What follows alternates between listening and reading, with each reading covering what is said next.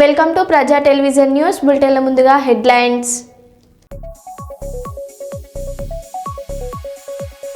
మందమరిలో నూతన RTC bus ప్రారంభించిన మంత్రి వివేక్ వెంకటస్వామి.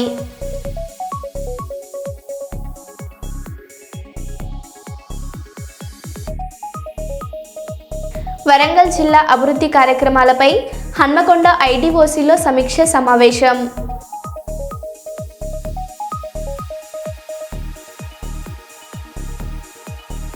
మేడారం జాతరకి బస్సును ప్రారంభించిన డిపో మేనేజర్ ప్రసన్న లక్ష్మి.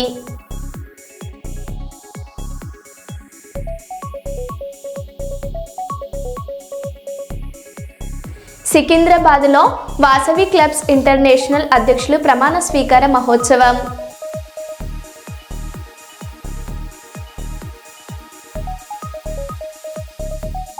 కర్నూలులో అట్టహాసంగా ప్రారంభమైన TGB lucky 2 youth cricket tournament.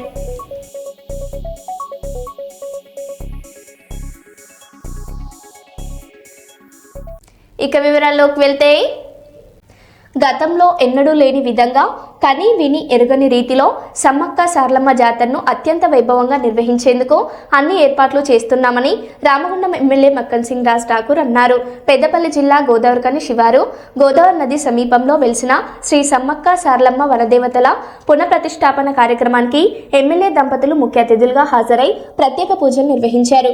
Singareni NTPC Ramagundam municipal corporation సంయుక్త ఆధ్వర్యంలో సాగుతున్న నిర్మాణ పనులను ఎమ్మెల్యే పరిశీలించారు.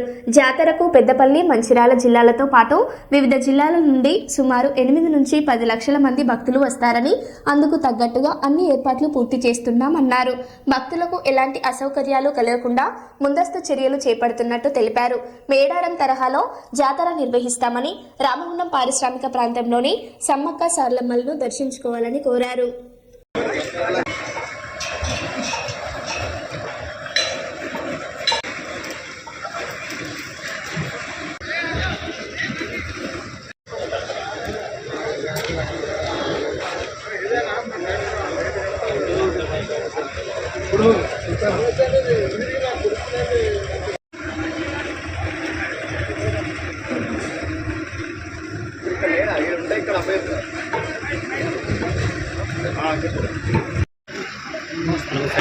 मुसलमान तरफ में लाइसेंस लेके ऐसा कुछ भी नहीं है.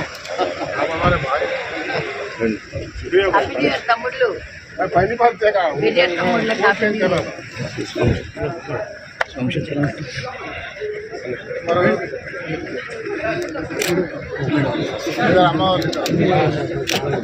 ఏనా ఏబీసీ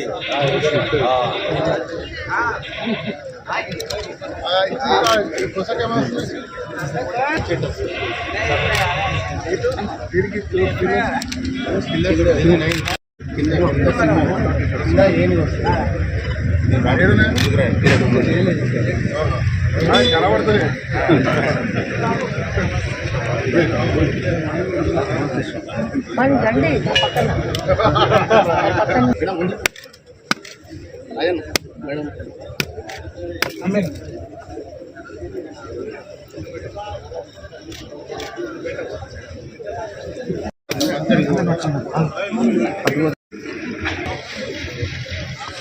మనకు కొంచెం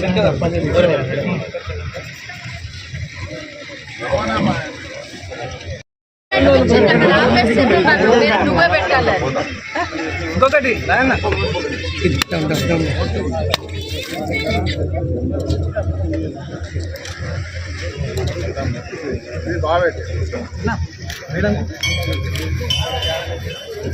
మేడం తిరుగుతానా? మేడారం 300 కోట్లు మాదే పేదోళ్ళం. మనదే బాగైంది సార్. లుక్ మనదే ఉన్నదంటాను కదా.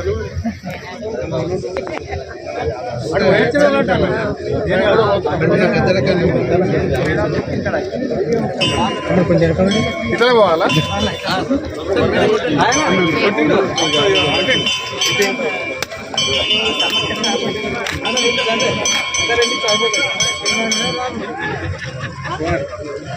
రవణ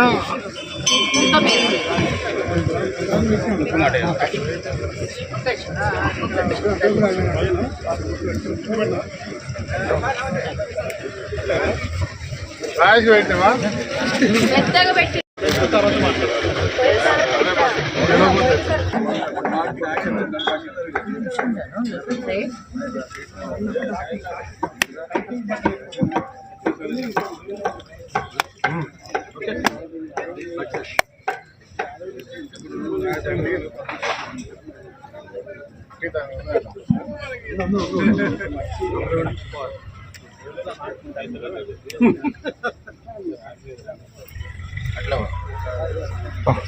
అయ్యా చెప్పండి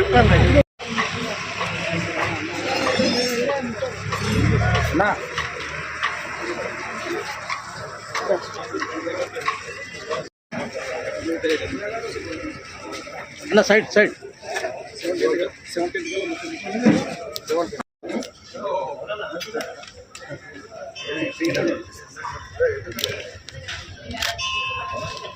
ఎవరు సింగరేణికొండం నియోజకవర్గంలో ఈరోజు గోడ లేకుండా పూర్తి చేసుకోవాలని చెప్పి కోరుతూ మీ అందరికి కూడా శుభాకాంక్షలు, నూతన సంవత్సర శుభాకాంక్షలు మరొకసారి. జనగామ జిల్లా పాలకుర్తి నియోజకవర్గం కొడకండ్ల మండలం బయ్యన్న వాగు రిజర్వాయర్ నుండి తుంగతుర్తి నియోజకవర్గానికి యాసంగి పంటలకు నీటిని విడుదల చేసిన తుంగతుర్తి ఎమ్మెల్యే మందుల సామెల్. ఈ సందర్భంగా వారు మాట్లాడారు. రైతుల సంక్షేమమే కాంగ్రెస్ ప్రజా ప్రభుత్వ లక్ష్యం అన్నారు.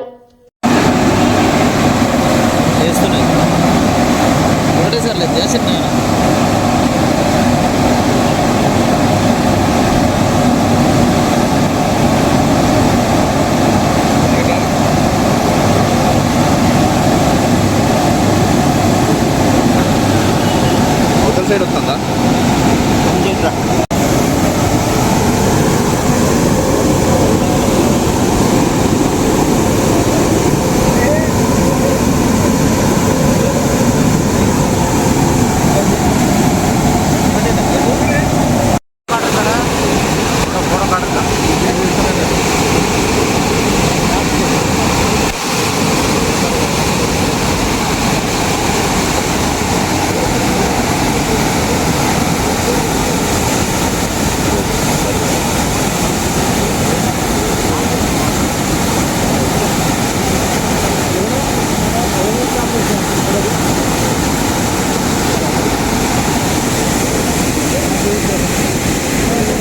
ఇప్పటికీ ఈ నియోజకవర్గానికి బంధము, అనుబంధము, బంధుత్వాలు ఇవన్నీ ఉండేవి. కానీ పూర్తి స్థాయిలో 2001 నుంచి తెలంగాణ ఉద్యమకారులు ప్రతి ఊరు, ప్రతి పల్లె, ప్రతి చెరువు, ప్రతి వాడ తెలుసు. కాబట్టి ఏనాడైనా ఒకసారి ఎమ్మెల్యే కావాలి, నియోజకవర్గాన్ని కొంత మార్పు చేయాలనేది నాకు తపన ఉండేది. కానీ మీ అందరి దీవెన వల్ల ఎమ్మెల్యేనైనా కొంత మార్పు కోసం నేను తపన పడతా ఉన్నాను. దానికి నేను బంగారు కొండని చేస్తానని చెప్తలేను, కానీ కొంత ప్రయత్నం జరగాలని అనుకుంటా ఉన్నా. దాదాపు ఇప్పుడు మనం పోతే ఇప్పుడు ఈ కొండ పోతే అది ఎంతో సాపోయింది. ఇంటిగ్రేటెడ్ స్కూల్ మాన్య బిల్డింగ్లు అయితే దాని వైభవం ఎట్లుంటుంది, అంత గొప్పగా ఉంటుంది. తర్వాత మొన్ననే అసెంబ్లీలో మా కడ్డగూడకు ఐటీ ఇచ్చింది, కానీ మాకు తుంగతుర్తి కూడా ఒక ఐటీ ఏటీసీ ఇవ్వమని చెప్పి గౌరవ కార్మిక శాఖ మంత్రులు వెంకటస్వామి గారిని నేను రిక్వెస్ట్ చేయడం జరిగింది. అదేవిధంగా దీన్ని పనిగిరి టూరిజం చేయాలని చెప్పి నేను మన సూపర్ కిషన్రావు గారిని కూడా రిక్వెస్ట్ చేయడం జరిగింది. ఎందుకంటే ఏం కాకపోయినా మరి కవిత వాడు ఒక ఇల్లు కొని పెట్టిపోయింది. మరి ఏం జరగనో ఎంత జరగనో మరి ఇసుక ట్రాన్స్ఫర్కి ఏమైనా ప్లాన్ చేసిన అలా కూర్చొని తెలియదు. కానీ పనిగిరిలో మరి ఏం పని ఉందని పోనదో అవైతే ఇల్లు పోనదని నాకు కూడా టీవీలో చెప్తే అర్థమైంది నాకు. కనుక ఇవాళ మనం రైతు క్షేమంగా ఉంటేనే రాజ్యం క్షేమంగా ఉంటుంది. ఇలా రేవంత్ రెడ్డి గారి ప్రభుత్వం మన ఇంటికి ఉచిత కరెంట్ ఇస్తూ ఉంటుంది. తర్వాత మన మోటార్లు కూడా ఉచిత కరెంట్ ఇస్తాం. 500 రూపాయల బోనస్ ఇచ్చి ఇవాళ మనకు రైతులు ఆదుకుంటా ఉంటాం. కనుక మహిళలకు కానీ అందరికి కూడా బ్రహ్మాండమైన అవకాశం ఇచ్చి గౌరవాన్ని ఇచ్చిన ప్రభుత్వం గౌరవ ముఖ్యమంత్రి వర్యులు రేవంత్ రెడ్డి గారు అనే సంగతి మనం నిండుగా ఆశ్రయించుకోవాల్సిన అవసరం ఉంటేనే ఉంది. అసెంబ్లీలో ఉండాలి, మాట్లాడే ప్రజా సమస్యల మీద మీకు ప్రతిపక్షంగా మీకు హక్కు కూడా ఉంది అని అంటే ఆయన దాన్ని పట్టించుకుంటున్నాడు. నేను బైకట్ చేస్తున్నాను వెళ్ళిపోయినాక పోయి ప్రగతి భవన్ లేకపోతే అలా ఏది మా తెలంగాణ భవన్లో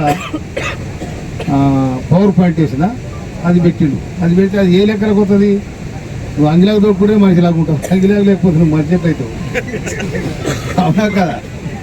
అసెంబ్లీకి వచ్చే అవకాశం ఉంది, అసెంబ్లీలో నువ్వు మాట్లాడేది రికార్డ్ అయింది, అప్పుడు నీకు గౌరవం ఉంటుంది. కానీ మొత్తము ప్రాజెక్టుల పేరు మీద వీళ్ళకి వచ్చే నీళ్ళు కాళేశ్వరం అని చెప్తుంది. ఈ కాళేశ్వరం నీళ్ళు అంటే రేపు స్టేట్మెంట్ వస్తుంది, అది మేము కాళేశ్వరం నీళ్ళు ఇచ్చి ఎక్కడికి కాళేశ్వరం ఏం కథ? ఆ కాలేజీ దగ్గర మిగిలిన ప్రజల కోసం కొట్లాటలు తల్లాటలు బిడ్డొక పార్టీ కొడుకో పార్టీ రకరకాలుగా వాళ్ళు చిల్లర కొలరైదు చెప్పేది నువ్వు వాళ్ళ కథతో మొత్తం ఫోన్ పెట్టేటైతే అవసరం అవుతారు. అగమాగ పాపం తల్లడిగిపోతాడు కేసీఆర్ ఇంత తెలంగాణ దిష్టి అనుకుంటుడు. కానీ సోనియా గాంధీ ఇవ్వకపోతే ఇలా సోయలేదు ఇది అర్థం. ఆ సోనియా గాంధీ ఏం చేసింది? పాపం పిల్లలు చచ్చిపోతున్న ఏర్పాటు చేసింది తప్ప పొరపాటు బీజేపీ నుంచి మాత్రం అస్సలు కాకపోవు, ఇంకా ఎప్పుడు కాకపోయి. కానీ ఇది మన కళ నెరవేరిందంటే బికాస్ ఆఫ్ సోనియా గాంధీ గారే.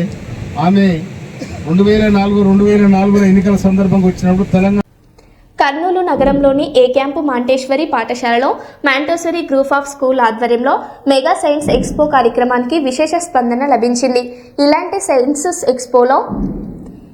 సైన్స్ ఎక్స్పోలో విద్యార్థుల మేధోశక్తికి ఎంతో ఉపయోగపడుతుందని చెప్పారు.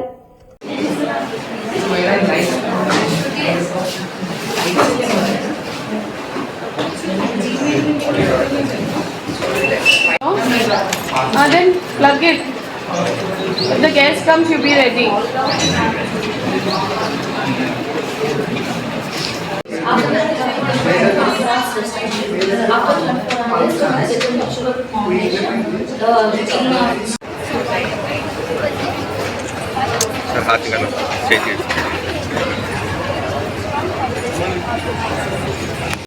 Welcome to everyone.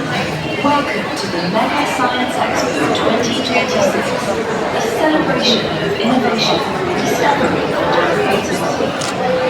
We invite you to explore and experience the wonders of our human world exhibit, where science meets imagination. Innovation, discovery, creativity. We invite you to explore and experience.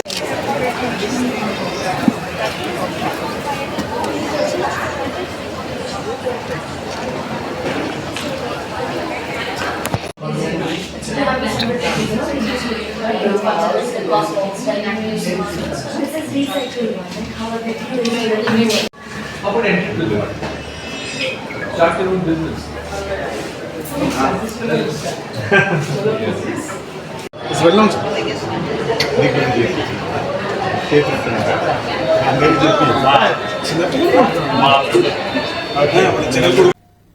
నర్సంపేటలో Congress నాయకులు పెద్ది సుదర్శన్ రెడ్డిపై చేస్తున్న నిరాధార ఆరోపణలు మానుకోవాలని BRS పట్టణ youth అధ్యక్షులు రాయిడి Dushyant Reddy demand చేశారు.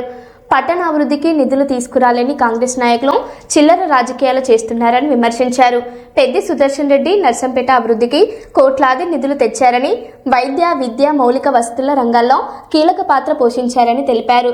రానున్న municipal ఎన్నికల్లో నర్సంపేటలో గులాబీ జెండా ఎగరవేస్తామని స్పష్టం చేశారు. కొందరు కాంగ్రెస్ పార్టీ నాయకులు నవ్విపోదురు కాక నాకేం సిగ్గన్నట్టుగా నోటికి ఎంత వస్తుందో అబద్ధాలు ప్రచారం చేసుకుంటూ తిరుగుతున్నారు. మనం మాట్లాడేది ఎంత నిజము, ఏంది అసలు దాని విషయం ఏంది, అసలు మనం మాట్లాడేది నిజమా తప్ప అనేది తెలుసుకోకుండా ఊరికనే ఏదో మాట్లాడాలి కాబట్టి పెద్ద చిన్న తేడా లేకుండా ఒక మాజీ ఎమ్మెల్యే పట్టుకొని నువ్వు అనుకుంటా ఏకవచనంతో సంబోధించుకుంటూ గౌరవ మర్యాదలు మర్చిపోయి మనం ఒక మన యూత్ అనేది ప్రజా సమస్యల మీద కొట్లాడదాం, కానీ ఇది మర్చిపోయి స్థాయి మించి పెద్ద మనుషుల మీద మాట్లాడడం అనేది కరెక్ట్ కాదు.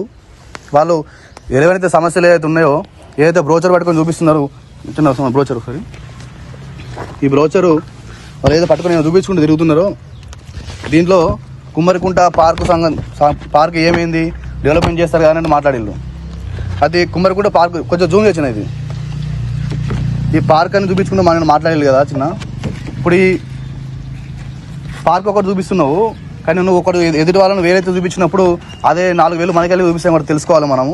ఎందుకంటే దాని వెంబటే ఉన్న మన సెంట్రల్ డివైడర్స్ అయితే ఏంది, సెంట్రల్ లైటింగ్ అయితే ఏంది, మనము నర్సంపేటలో జంక్షన్స్ అయితే ఏంది, వెనుక ఉన్న ఆడిటోరియం అయితే ఏంది, వాటితో పాటు veg market, non veg market, నర్సంపేటలో సబ్ స్టేషన్స్, మళ్ళీ సివిల్ జడ్జి కోర్టు నిర్మాణము, ఇంటర్నల్ బీటీ రోడ్స్, మనం ఇలా చూసుకుంటూ పోతే గవర్నమెంట్ హాస్పిటల్, గవర్నమెంట్ కాలేజు, ఇలా చెప్పుకుంటూ పోతే ఈ బ్రోచర్ 10 అయినా కూడా నర్సంపేటలో సుదర్శన్ రెడ్డి గారు చేసిన అభివృద్ధిని చెప్పాలని సరిపోదు.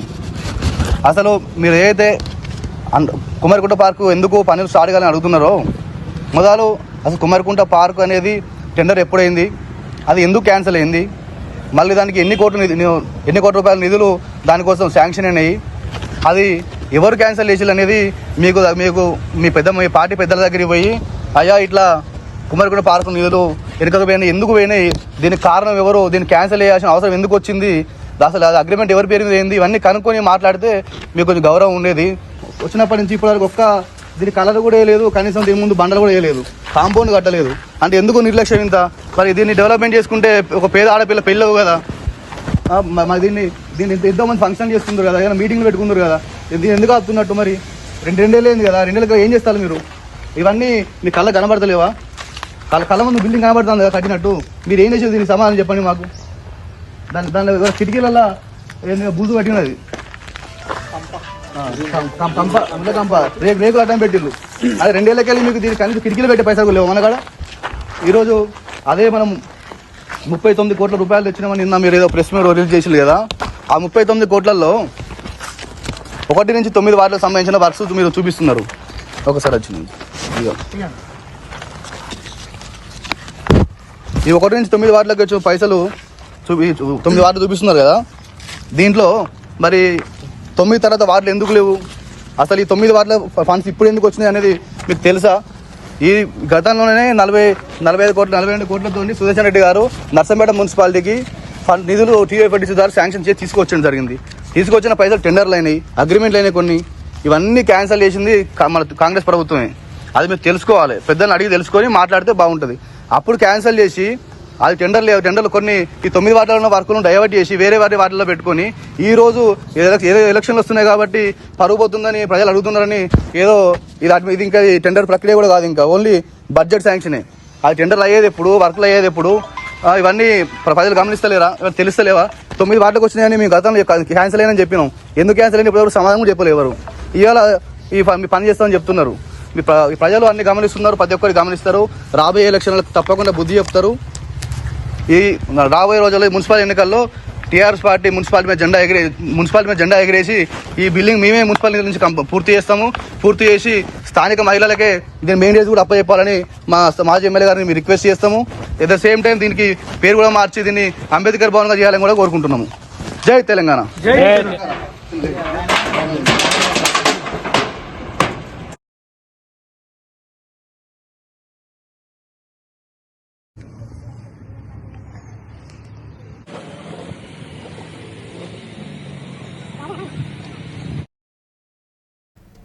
నంద్యాల జిల్లా బనగానపల్లిలో మాజీ ఎమ్మెల్యే కాటసాని రామిరెడ్డి నివాసంలో పాత్రికేయుల సమావేశం జరిగింది. ఈ సందర్భంగా ఆయన సీఎం చంద్రబాబు నాయుడుపై తీవ్ర స్థాయిలో విమర్శలు చేశారు.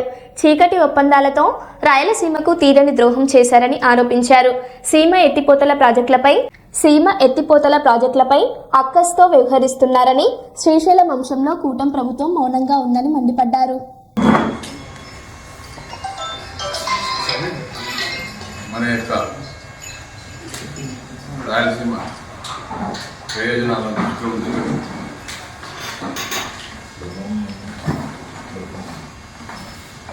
800 అడుగులు డ్యాంలో 800 అడుగులు నీటి మట్టం ఉన్నప్పటికీ కూడా ప్రతిరోజు కూడా 3 టీఎంసీలు చెప్పున డ్రా చేయాలనే ఉద్దేశంతో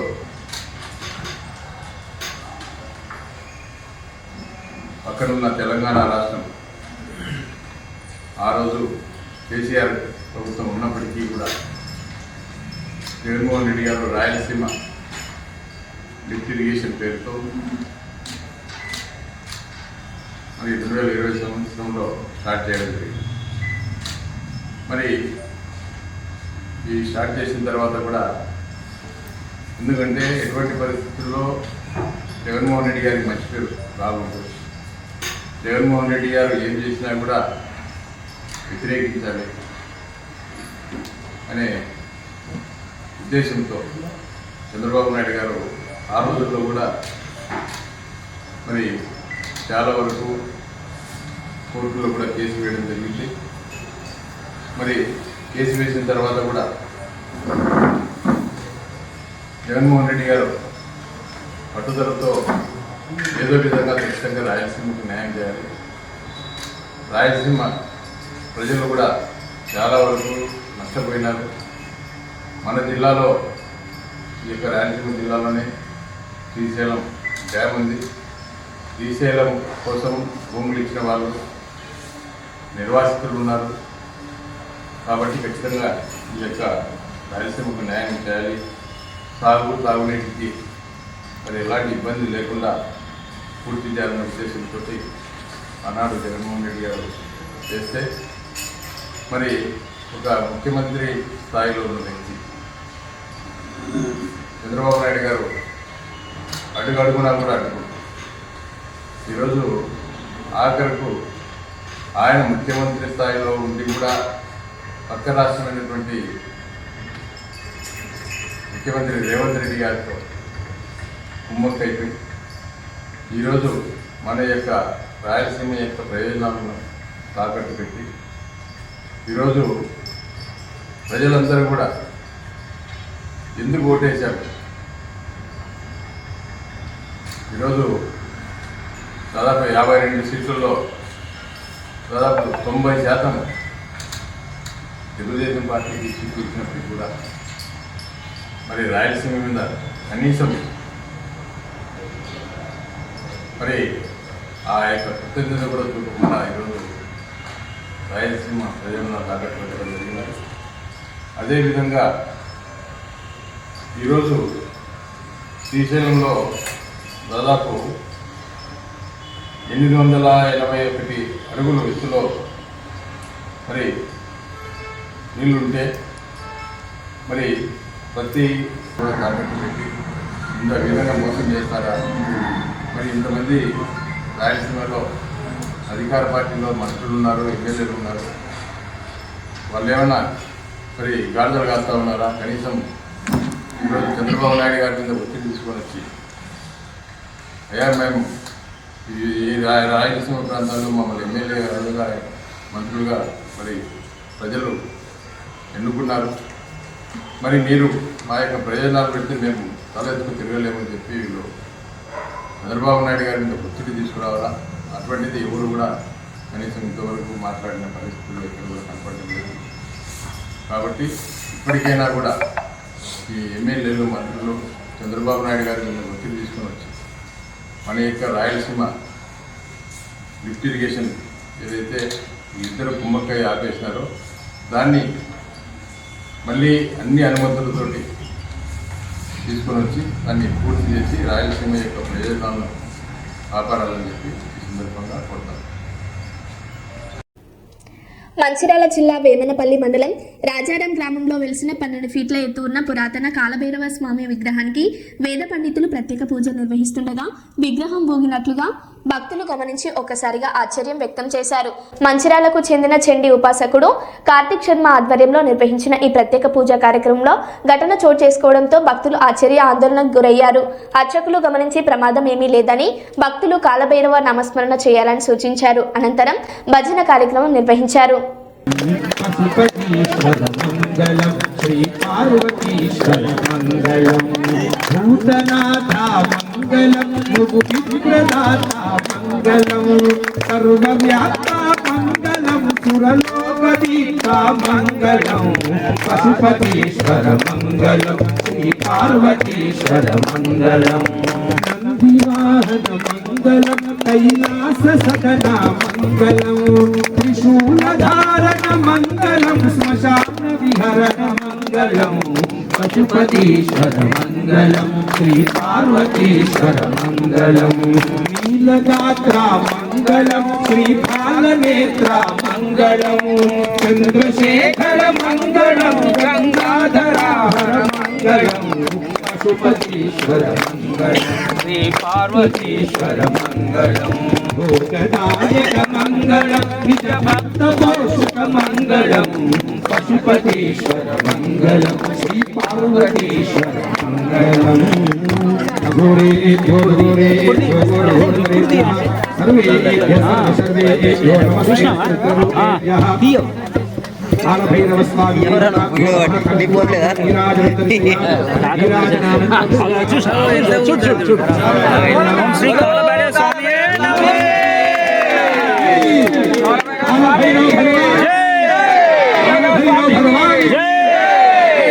భగవానికి కూడా ఆశీర్వచనంగా ఆయన కదులుతున్నాడు. చూడండి ప్రత్యేకంగా మరో బులెటిన్లో మళ్ళీ కలుద్దాం. Stay tune.